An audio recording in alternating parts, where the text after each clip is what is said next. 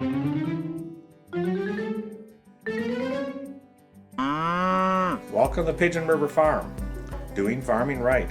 I'm Robert Brown, the owner of Pigeon River Farm. Thank you for viewing. Well, great evening to everyone. Tonight we're going to talk about big ag and hidden toll upon our health. I'm not anti-big ag, but I definitely can see that it's all about profit and very little pertaining to human health, animal health, any of that. That seems to be not even part of the equation. So let's get talking about science, testing, and the role of nutrient density. I keep harping on nutrient density, but it's very important. If you don't have any substance in whatever you buy, it doesn't matter if it's steel or foam or concrete or whatever. We're looking for the good things need to be built into there. So we're talking about the nutrient density here and how many minerals, vitamins, protein does it bring along based on exact need. We no longer, since when I was a youth, we were still growing corn as an example for optimization for its need. Today we do the same thing, but it's only industrial. There is little or no thought going into producing a food-based product. I know we hear a lot about it, but I feel very confident with my statement here. If somebody has a different explanation, please lay it out in the comments there. Tell everybody. But what I see is we've had this slow shift over, and it's all about profit and high volume, allowing the food to get cheaper and cheaper. Okay, so cost is a major factor. But what else is a major factor? Our animal health, our human health, our environment. All of these are significant, and they seem like they have fallen to the wayside. Little or no effort. I mean, I hear so much pertaining to the environment, the environment, the environment. But when the reality is, when anybody actually does anything, I don't see that. Personal opinion, but I do not see a lot of the activists that do a great job of protest. They make a lot of noise. Don't actually get out there and roll their sleeves up.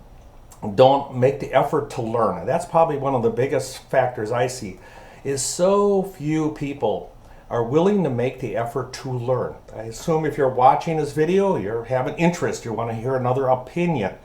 But majority of the population, including the ones that are hooting and hollering, don't seem to make any effort to actually learn about the process to make improvements. How can we do it? Let's talk about formulas and actually fixing things instead of banning, but to no avail. The big thing that I look at, let's just talk about, we are the current business model based on the Department of Ag, so that's our U.S. government. This current administration has not been really good. I know they get a lot of credit, but they haven't been real good on the farm policies. I'm not sure if the next one will be any better, but I can tell you the one now is not doing a good job. So we look at yield. We prioritize yield 100%. So, it'd be like prioritizing how fast your car can go, but brakes are just a suggestion. Not a good plan. Then I mentioned in previous videos about soil depletion. The current number is around 50% of the soil is currently depleted. That's just kind of a swag number. Some is extremely bad. But I can tell you here in my previous farm, we watched the soil around us deteriorate. But the key there is that's a meaningless number. 50% is lost. Well, what is lost is all the vitamins, the nutrients, everything that's key to us to actually have a healthy body, a healthy food stream to get that food to our animals, to ourselves, depending on what process you have. If you're eating dairy or eating beef or pork or chicken or eggs, very familiar with all of these, or you're eating the protein sources, as example, direct from vegetables and fruits. How do you think it's grown? What do you think is actually going on with where that's growing and what the process is? So let's talk about this. The poor nutrition density leads to actually a chronic disease. And that's what we see around us. I see this in the livestock end of it. Of course, it's obvious. Who doesn't have a family member, a friend doesn't have a chronic disease. Look back in time, either by memory if you're old enough, or just simply ask somebody older, or look at a little history. So many diseases weren't there.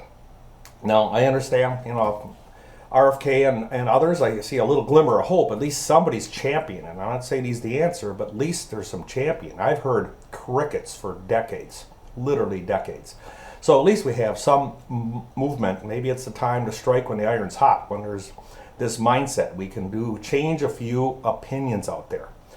The big thing here, let's go down a path of one simple ingredient. And let's talk about field corn. It's grown in huge amount in the United States. I mean, we are the king of corn. Us in Brazil are slugging it out. But is that actually industrial produced corn is grown for ethanol, high fructose corn syrup, other industrials, all kinds of plastics are made from that, and all kind of other chemicals are made. Great, I love it. That's where industrial farm needs to live. All the chemicals that are used, all the processes is fine. I don't have a problem with that. Many do, I don't. We just shouldn't eat off the factory floor. This absolutely should not eat off the factory floor. And that's really what we're doing when we're buying and consuming industrial products. What we need is products that are actually optimized for the food perspective. Give you an example here. When I used to do row crops, now my production was lower. Not that much lower. Don't believe everything you hear. It was definitely lower, but I'm producing a high value product. And that product had a value, and that value was to keep the livestock healthy. The humans that consumed that corn healthy. It had a high level of vitamins and minerals. And that was key. So that eliminated so many of the problems. How did that happen? Well, it was the farming process. This isn't the right video to go into the details. Now, I've switched away and I'm a strictly grazing operation in conjunction with our high tunnels. So in our high tunnels, I do a lot of what the really specialized stuff for growing. But in the pastures, I now rely on the pasture to provide the nutrient for our goats, our sheep, and partially to our chickens. Oh, and the cattle. I forgot about the key. Now, one of the things I do for our poultry feed, as an example, is I have that custom grown locally from heritage, high protein, open pollinated seed. Yes, the yield is lower. So okay, we got that one put aside. And I know the world's going to starve because we can't put 400 bushel per acre production out. We're going to be at 100 bushel per acre. But with that said, my little sarcasm there, we are producing high value food. You don't give any thought when you go and get some pharmaceuticals that cost frickin' hundreds of dollars per bottle, in some cases $100 per pill. Think nothing of it. That's a high value product. I don't know if it works or not, but we'll say it's a high value product. And nobody seems to be up in arms about that. But boy, oh boy, if we don't have this high production, we can't produce a high quality product, but it isn't high production, well, then that just cannot be. So let's talk about it. With the role, there's solutions to these problems. Not easy ones, not ones that are going to be implemented overnight, but boy, if we don't go in that direction, we'll never get there. We need to build healthy soil. And we need to improve the carbon content, water retention, and fertility, blah, blah, blah. Using natural fertilizers. That's really where this comes on. We gotta back away from the petrochemical fertilizer. Big profit in that. Easy, high yields. It has all in, but we're eating oil. We're simply eating oil and mined products.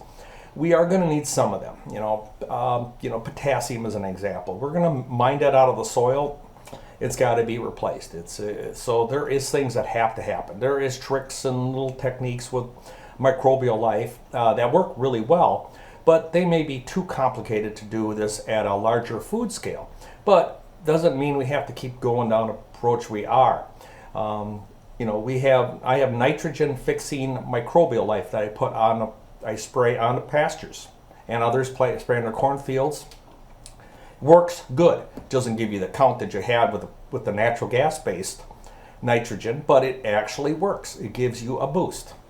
And then let's talk about nutrient density and the health of the livestock and that cycle. So if you have bought any expensive eggs lately, you getting a more expensive egg with a less quality product. Every year the quality of the ingredients the chickens eat in factory farms goes down. I can make a whole video on that. You really don't want to have nothing to do with that. It is pretty bad. In fact, I forego myself because I have luxury. I produce my own, but you can. A lot of people in urban areas can have their own chickens and buy high quality food or produce it in many different ways. So the livestock cycle. So that's just kind of the behind the scenes discussion. We've all heard it before. Well, the good news is there is new technology coming out. I've looked at it. I've been to some talks, and it's one of my plans. I'm watching as it matures. Well, I'll be able to actually do a spectrum analysis of the food. So I would be able to do it as an input and as an output. So an input being my pasture grasses and legumes, my corn, all that stuff that I would buy in. Then the output would be able to test the beef. It would be able to test the eggs. We'd be able to check that. The vegetables that I grow in the high tunnel. If we could get rewarded, since we're going to have equipment that's coming around, it's just not too far. Go look. The stuff is starting to happen. Spectrum analyze, a couple different names for it out there. I'll put it in the comments. But the key there is this technology is coming along, so we'll be able to literally, I see in the next couple of years, take our smartphone, hook up this instrument to it, take a sample, and determine what the nutrient density is. That's a game changer. What that's going to do is allow us now to measure the product, the value of the product. So again, you won't be just buying hollow calories. You'll be able to buy something, and then the farmer can actually get rewarded. I see this as a bigger fix than anything else.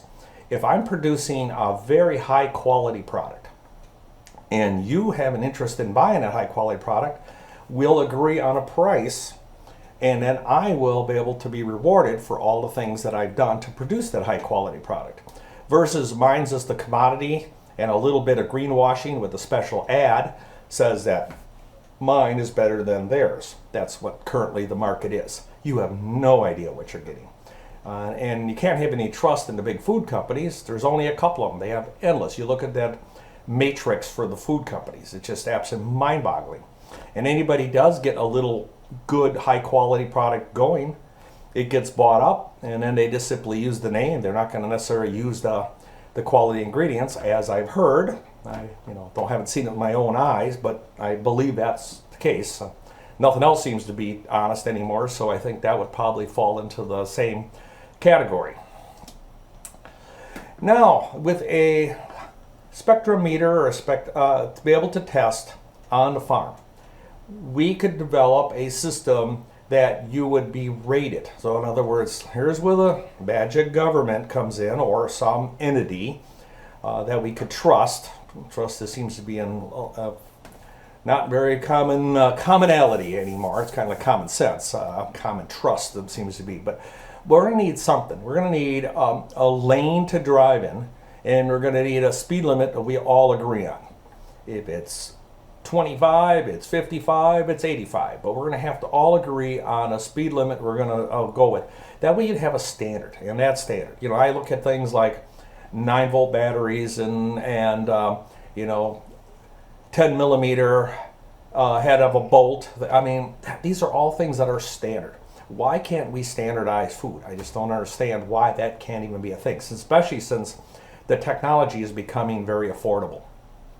And, the goal would be is the farmer would be able to test it at, like I said earlier, at an input level, and we'd be able to follow that all the way through to the consumer at a store level. Would be able to check it, or at a restaurant level. Imagine going to a restaurant and they're providing you with a high quality food. That would be just rocking. But we'll see. Some of the key findings here.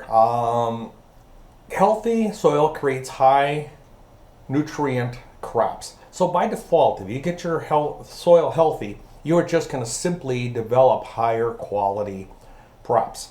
And that's what we need to do. We need to look at that.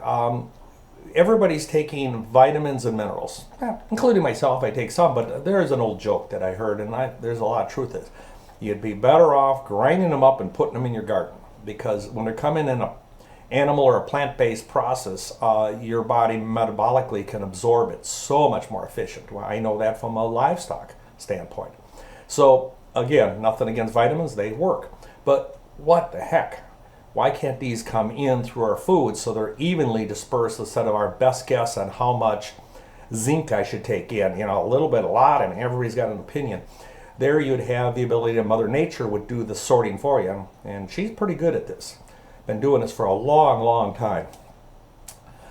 Okay, now we want to talk back a little bit more about the policies, the policy makers. So I guess we have a door that's open. I don't know how long it'll stay open, but we have RFK Jr. now talking the talk. Let's make them walk the walk. Let's throw out policy ideas and see if any of these will catch, and we can start changing the food web and bringing this back around. It would help farmers like myself. I would sure like to be able to earn a better living on my farm. A little personal greed here, but I sure think it would be rocking if I could earn a better income off of the farm, instead of just scraping by and having other enterprises, and you know, once in a while a magic check comes in from the government, but I get the little itty bitty magic checks. Let me tell you, the big CAFOs, they get them magic checks. I mean, we're talking millions. So anybody tells me there's no farm subsidy, please, we'll take that one on in a future video, because I know directly what goes on. I know how the sausage is made. And it comes in a lot, not only the crop insurance, but there's all these other subsidies. You would not believe the millions that are spent on farms. And mainly corporate. The Bill Gateses of the world are doing well. Don't worry about them. They buy the farmland, they buy these corporate farms, and they are doing extremely well. I know local folks that have grown their farms bigger and bigger. Good for them. Yeah, they're winners. But at some point here, they will simply owe the bank. They'll have investors, and they really are not a family farm. By name only is the way it goes. So let's move on here. So let's kind of round this all up. If we buy local, we deal with regenerative farming, we have a testing methodology that is, so we know precisely what we have. So a standardized spectrum of nutrients and vitamins. The best scientists, doctors, chiropractors in the world can come up with what they are, other than the food companies. Don't let them touch this with a 10-foot pole. Get outside science, put it in there, agree on the ingredients, and then let's move forward. There is some of this done. I mean, it is currently being done. There will be a video that will a webinar that I was at, or seminar, and at the Grassroots Conference there was a presenter there, and that really got me turned on about this idea. So there's lots of information out there. Please make that effort and get lots of opinions, and give me your thoughts too. You know, don't have to be necessarily mean. Just give me what your thoughts are. Maybe I'm not thinking this completely out. Everybody lives in their own little bubble. I try to look and observe and I do two things.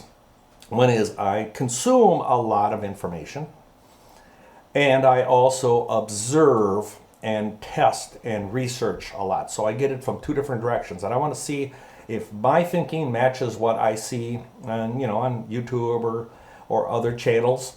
Or are they matching or not, and so on. So that's one of the things. So we all need to do that. So remember, the key to this is nutrient density is the key to food quality and sustainability. So I thank you one and all for listening. Make sure you comment and subscribe, and have the most wonderful day.